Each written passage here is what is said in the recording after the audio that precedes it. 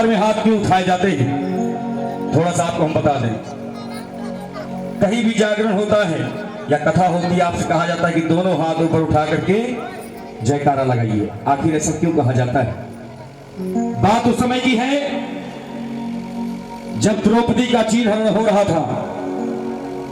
उस समय द्रौपदी कृष्ण को बार बार पुकार रही थी, द्वारिकाधीश मेरी लाज बचाओ, द्वारिकाधीश मेरी लाज बचाओ, द्वारिकाधीश मेरी लाज बचाओ। लेकिन बार बार बुलाने पर कृष्ण को वहां पहुंचने में कुछ देरी हो गई। रुक्मणी ने कहा, आज द्रौपदी की लाज जाने वाली हो, आप उसकी मदद के लिए क्यों नहीं जा रहे? तो कृष्ण ने कहा कि अभी मैं उसकी कोई मदद नहीं कर सकता, क्योंकि अभी वो अपने बल का प्रयोग कर रही है, अपने दोनों हाथों से अपने साड़ी को पकड़े हुए हैं, इसीलिए मैं उसकी कोई मदद नहीं कर सकता। लेकिन आखिरी में द्रौपदी ने दोनों हाथ ऊपर उठा करके और कहा, द्वारिकाधीश मेरी लाज बचाओ। तो कृष्ण ऐसे दौड़े कि उनका पीताम्बर वहीं रह गया, उनका वाहन वहीं रह गया और निकल पड़े द्रौपदी की लाज बचाने के लिए।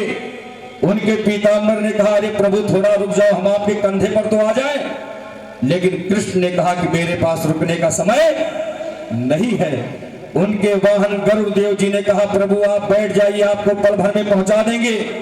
लेकिन कृष्ण ने कहा कि मेरे पास बैठने का समय नहीं है। तब तक दरबार में पहुंच जाते हैं और द्रौपदी की लाज बचाते हैं। रुक्मणी ने पूछा, प्रभु आप आखिरी में क्यों चले गए? तब कृष्ण ने कहा कि जब कोई दोनों हाथ ऊपर उठा करके जब मेरी पुकार करता है तो मैं समझ जाता हूं वो किसी बड़ी मुसीबत में है, तो मुझे उसकी मदद के लिए जाना पड़ता है। भक्तों, आज के जमाने में हर कोई व्यक्ति किसी न किसी चीज से परेशान जरूर है, और जब आप दोनों हाथ ऊपर करते हैं तो आपका ये समर्पण भाव होता है और मैया समझ जाती है कि हमारा बच्चा, हमारा भक्त किसी बड़ी मुसीबत में है, तो उनको दरबार में आना पड़ता है। इसीलिए दरबार में दोनों हाथ ऊपर उठा करके जयकारा लगाया जाता है। भक्तों, इस दुनिया में कोई तन दुखी, कोई मन दुखी, कोई धन से हुआ उदास, और थोड़ा थोड़ा सब दुखी, सुखी राम का दास।